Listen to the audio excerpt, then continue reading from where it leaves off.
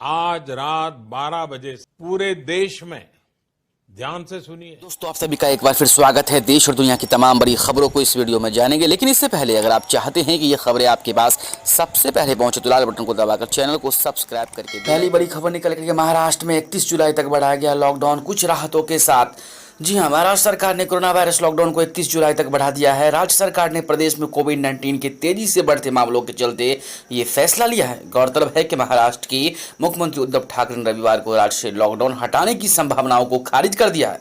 उन्होंने राज्य में कोरोना संक्रमण के तेजी से बढ़ते मामलों को देखते हुए लॉकडाउन 1 महीने बढ़ाने का फैसला किया है। बता दें कि केंद्रीय स्वास्थ्य मंत्रालय ने सोमवार को जो आंकड़े जारी किए उसमें अकेले महाराष्ट्र में एक दिन में कोरोना के 5,493 नए मामले सामने आए और राज्य में कोविड-19 संक्रमण की कुल संख्या बढ़कर 1,64,626 हो चुकी है। इनमें मौतों का आंकड़ा भी देश में सबसे ज्यादा यानी 7,429 हो चुकी है, जिनमें पिछले एक दिन में ही राज्य में 156 लोगों ने दम तोड़ा है। वैसे राज्य में 86,575 लोग कोरोना की बीमारी से ठीक भी हो चुके हैं और पिछले एक दिन में कुल 2,330 लोग इसमें ठीक होकर अपने घर लौटे हैं। राज्य के जो 10 बड़े शहर कोरोना से सबसे ज्यादा प्रभावित है उन मुंबई सबसे ऊपर है, जो अभी भी रेड जोन। राज्य सरकार की ओर से जारी गाइडलाइंस में साफ किया गया कि सिर्फ उन लोगों को मूवमेंट पर रोक नहीं होगी जो दफ्तर जाने के लिए निकलेंगे या किसी इमरजेंसी की वजह से निकलेंगे, लेकिन यह इजाजत भी सिर्फ कार्यस्थल तक जाने से लेकर घर लौटने या स्वास्थ्य कारणों से मानवीय आधार पर। बड़ी खबर निकल के आ रही है कि भारत और चीन के बीच कमांडर स्तर पर तीसरे दौर की बैठक कल होगी। लेफ्टिनेंट जनरल सिंह भारत का नेतृत्व करेंगे। जी हाँ, भारत और चीन के बीच लद्दाख में लाइन ऑफ एक्चुअल कंट्रोल को लेकर चल रहे तनाव के बीच कमांडर स्तर पर तीसरे दौर की बैठक कल मंगलवार को होगी। 14 core commander lieutenant general Harinder Singh Bharat का नेतृत्व करेंगे। बैठक में डिसएग्रीमेंट और सभी विवादास्पद क्षेत्रों पर चर्चा की जाएगी। इस बार यह बैठक भारतीय पक्ष में चूसुल में आयोजित की जा रही है। इससे पहले कोर कमांडर स्तर की 2 बैठकें 6 जून और 22 जून को चीनी पक्ष में मोल्डो में हुई थी। लद्दाख पर चीन की नजर। बता दें कि भारत और चीन के बीच पिछले 1.5 महीने से भी ज्यादा समय से लद्दाख सीमा पर विवाद चल रहा है। पेंगोंग लेक, गलवान घाटी और हॉट स्प्रिंग सहित अन्य क्षेत्रों में चीनी सैनिकों के दाखिल होने से यह विवाद पैदा हुआ। जी हाँ, 15 जून को रात की लद्दाख की गलवान वैली में दोनों देशों के सैनिकों के बीच हुई झड़प में भारत के एक कर्नल और 19 जवान शहीद हो गए थे। चीन के भी 43 सैनिकों के मारे जाने की खबर आई थी। हालांकि दोनों देशों की सेनाओं के बीच गोली की खबर निकल के आ रही है कि ईरान ने डोनाल्ड ट्रंप की गिरफ्तारी के लिए जारी किया वारंट, इनसे मांगी मदद। ईरान ने बगदाद में ड्रोन हमले में एक शीर्ष ईरानी जनरल की मौत को लेकर अमेरिकी राष्ट्रपति डोनाल्ड ट्रंप दर्जनों अन्य लोगों की गिरफ्तारी के लिए वारंट जारी कर दी है। इसके लिए इंटरपोल से मदद मांगी है। एक स्थानीय अभियोजक ने सोमवार को यह जानकारी दी। ईरान के इस कदम से ट्रंप को गिरफ्तारी का कोई खतरा नहीं है, लेकिन इन आरोपों से ईरान अमेरिका के बीच बढ़ता तनाव स्पष्ट होता है। ईरान विश्व की प्रमुख शक्तियों के साथ हुए परमाणु समझौते से डोनाल्ड ट्रंप के अलग हो जाने के बाद दोनों देशों के बीच का तनाव फिर बढ़ गया है। तेहरान के अभियोजक अली अलकाशी महर ने कहा कि ईरान के 3 जनवरी को बगदाद में हुए हमले में ट्रंप 30 से अधिक अन्य लोगों के शामिल रहने का आरोप लगाया है। जी हाँ, उसी हमले में जनरल कासिम सुलेमानी की मौत। और अगली बड़ी खबर निकल के आ रही है कि नेपाल भारत विरोध पर अकेले पड़े ओली। अपने ही विदेश मंत्री ने दी कहा कोई खराब ना करे हमारा रिश्ता। जी हाँ, चीन की कम्युनिस्ट पार्टी के इशारे पर चलकर भारत विरोधी भावनाओं को भड़काने वाले नेपाल के प्रधानमंत्री केपी शर्मा ओली पूरी तरह अलग थलग पड़ गए हैं। यहाँ तक कि उनके ही विदेश मंत्री ने कह दिया कि भारत और नेपाल के रिश्ते में किसी को करवाहट नहीं झेलनी है। केपी शर्मा ओली ने एक दिन पहले ही अपनी नाकामियों का ठीकरा भारत के सिर पर फोड़ने की कोशिश की और यहाँ तक कहा कि उन्हें सत्ता से हटाने के लिए नई दिल्ली और काठमांडू में साजिश रची जा रही है। हाल ही में केपी शर्मा ओली ने भारतीय इलाकों को नेपाल के नए नक्शे में शामिल करके दोनों देशों के बीच अच्छे संबंधों को पटरी से उतारने की कोशिश की। इसी बीच नेपाल के विदेश मंत्री प्रदीप मायावली ने सोमवार को कहा कि सीमा विवाद से भारत और नेपाल के बीच रिश्तों के दूसरे आयामों पर असर नहीं होनी चाहिए। काठमांडू पोस्ट की रिपोर्ट के मुताबिक नेशनल असेंबली में एक बैठक में गायावली ने कहा कि सरकार भारत के साथ बहुआयामी रिश्तों को लेकर चिंतित है और सीमा से जुड़ा एक विवाद हमारे रिश्तों को खराब कर न करे।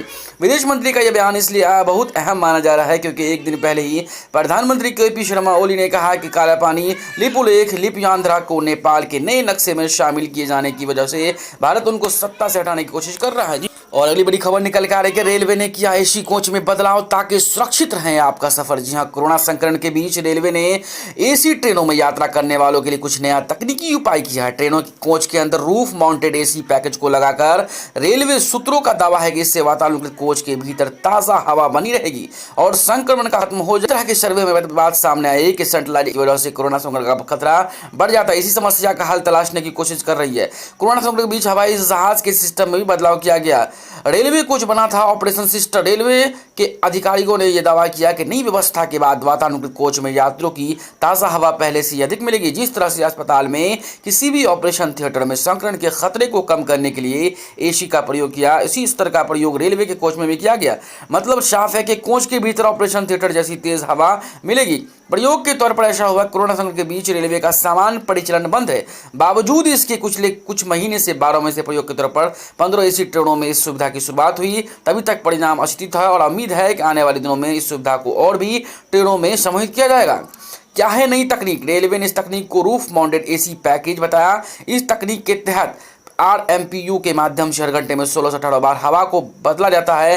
पहले की प्रक्रिया में हवा बदलने का काम प्रति घंटा महज 6 से 8 बार किया जाता है। नई तकनीक से कोच के अंदर ताजी हवा की मात्रा में बढ़ोतरी होगी, जिससे संक्रमण का खतरा। और अगली खबर निकल के आ रही है कि बिहार से नीतीश कुमार को बिना चुनाव कराए फिर से सीएम बनाने की मांग। निर्वाचन आयोग को सौंपा ज्ञापन। जी हाँ, मुख्यमंत्री नीतीश कुमार को बिना चुनाव के ही अगले 5 साल के लिए मुख्यमंत्री नियुक्त करने की मांग उठी। पटना के युवा वर्ग के लोगों ने इस संबंध में बिहार के मुख्य निर्वाचन पदाधिकारी को ज्ञापन सौंपा। ज्ञापन में कहा गया कि कोरोना महामारी के मद्देनजर चुनाव रद्द करें और नीतीश कुमार को अगले 5 साल के लिए मुख्यमंत्री नियुक्त किया जाए। पटना के युवाओं ने कहा, कोरोना महामारी को देखते हुए CBSE और ICSE बोर्ड 10वीं और 12वीं की परीक्षा को रद्द करके आंतरिक मूल्यांकन के आधार पर रिजल्ट देने का फैसला लिया। युवाओं ने अपने ज्ञापन में कहा कि चुनाव आयोग से आग्रह करना चाहते हैं, कोरोना को देखते हुए बिहार के तहत हित को ध्यान में रखकर आगामी विधानसभा चुनाव को रद्द किया जाए। साथ ही पिछले 15 सालों के परफॉर्मेंस को देखते हुए वर्तमान मुख्यमंत्री नीतीश कुमार को अगले 5 साल तक के बिहार के मुख्यमंत्री के तौर पर नियुक्त करें। युवाओं ने निर्वाचन आयोग से आग्रह किया कि हमारी मांग पर गंभीरता से। बड़ी खबर निकाल कर सोनिया का मोदी सरकार पर हमला। तेल की कीमतें बढ़ाकर जनता से जबरन वसूले 18 लाख करोड़। जी हां, बहुत बड़ा आरोप लगाया। कांग्रेस की अंतरिम अध्यक्ष सोनिया गांधी ने पेट्रोल डीजल की बढ़ी कीमतों पर मोदी सरकार पर निशाना साधा और कहा कि पेट्रोल डीजल पर 12 बार एक्साइज ड्यूटी बढ़ाकर मोदी सरकार ने 18 लाख करोड़ रुपए की आंतरिक वसूली की है। पेट्रोल और डीजल की कीमतों को लेकर आज कांग्रेस पूरे देश में प्रदर्शन कर रही है। कांग्रेस की अंतरिम अध्यक्ष सोनिया गांधी ने पेट्रोल डीजल की बढ़ती कीमतों पर मोदी सरकार पर निशाना साधा और कहा कि पेट्रोल डीजल पर 12 बार एक्साइज ड्यूटी बढ़ाकर मोदी सरकार 18 लाख करोड़ रुपये अतिरिक्त वसूले। और अगली खबर निकल के आ रही है कि मायावती का कांग्रेस पर हमला। कहा, चीन के मुद्दे को लेकर देश में हो रही घिनौनी राजनीति। BSP इस समय खड़ी है बीजेपी के साथ। लद्दाख में LAC पर चीन और भारत के बीच तनाव बरकरार है। वहीं इस मुद्दे को लेकर देश में कांग्रेस और भारतीय जनता पार्टी के जमकर राजनीति हो रही है। बीजेपी भारत चीन संघर्ष के लिए जवाहरलाल नेहरू जिम्मेदार ठहरा रही है। इस बीच बहुजन समाज पार्टी की मुखिया व उत्तर प्रदेश के पूर्व मुख्यमंत्री मायावती ने चीन के मुद्दे पर बढ़ी दोनों पार्टियों की राजनीति को घिनौना बताया। समाचार एजेंसी ANI की रिपोर्ट के अनुसार मायावती ने कहा कि चीन के मुद्दे को लेकर इस समय देश में कांग्रेस और भाजपा के बीच में आरोप प्रत्यारोप की जो घिनौनी राजनीति की जा रही है वो वर्तमान में कहते उचित नहीं है। इसकी आपसी लड़ाई का सबसे ज्यादा नुकसान देश की जनता को हो रहा है। इस लड़ाई में देश हित के मुद्दे पर अगली खबर निकल के आ रही है कि बाबा रामदेव का कोरोना वायरस की दवा बनाने का दावा था झूठा। नोटिस मिलते ही अपनी बातों से पलटा पतंजलि। जी हां, बाबा रामदेव की कंपनी पतंजलि आए दिन किसी न किसी वजह से चर्चा में बनी रहती है। हाल ही में पतंजलि ने कोरोना की दवा कोरोनिल तैयार करने का दावा करके हलचल मचा दी है, लेकिन अब बाबा रामदेव की कंपनी पतंजलि अपने इस दावे से पलट गई है। इस दावा को पतंजलि आयुर्वेद समूह की कंपनी दिव्य फार्मेसी ने तैयार किया है। मीडिया रिपोर्ट्स के मुताबिक पतंजलि ने उत्तराखंड के आयुष विभाग की ओर से जारी नोटिस के जवाब में कहा उसकी ओर से कोरोना खत्म करने की कोई दवा नहीं बनाएगी। गौरतलब है कि बीते मंगलवार 23 जून को बाबा रामदेव और पतंजलि आयुर्वेद के CEO आचार्य बालकृष्ण मीडिया के सामने दावा किया कि उनकी कंपनी ने कोरोना को मात देने वाली दवा बना ली है। उनके इस दावे को दरकिनार करते हुए केंद्रीय आयुष मंत्रालय ने दावा किया कि प्रचार और बिक्री पर रोक लगाने का आदेश दिया। इसके साथ ही कंपनी से डिटेल मांगी थी और बताए थे कि दवा का कब ट्रायल किया गया और इसमें क्या दायित्व। और अगली खबर दिल्ली से निकल कर, दिल्ली सरकार ने बिजली कंपनियों के साथ मिलकर किया 1131 करोड़ का घोटाला। बीजेपी का बड़ा आरोप।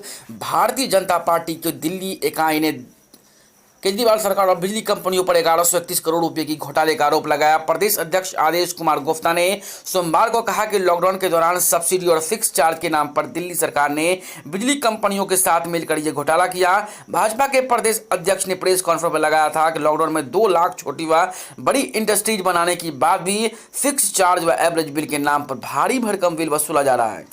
दिल्ली में 7 लाख से अधिक दुकान व ऑफिस है, इन सभी को भी फिक्स चार्ज के नाम पर भारी भरकम बिजली का बिल थमा दिया गया। उन्होंने कहा कि उपभोक्ता को लगभग 94 दिनों को बिजली बिल भेजे जा रहे हैं, जिसमें सब्सिडी भी नहीं है। केजरीवाल सरकार की चुप्पी बता रही कि बिजली कंपनी उनकी सहमति से भारी भरकम बिल भेजा। दोस्तों अभी तक हमारे चैनल को सब्सक्राइब नहीं किया तो लाल बटन को दबाकर सब्सक्राइब कर लीजिए, साथ में छोटा सा बटन होगा बेल आइकन का, उसको भी प्रेस कर दीजिए ताकि वीडियो मिले रोज आपको फ्री में। तो अगर आप चाहते हैं कि ये खबरें आपके पास सबसे पहले पहुंचे तो लाल बटन को दबाकर चैनल को सब्सक्राइब करके बेल आइकन को जरूर दबा दें।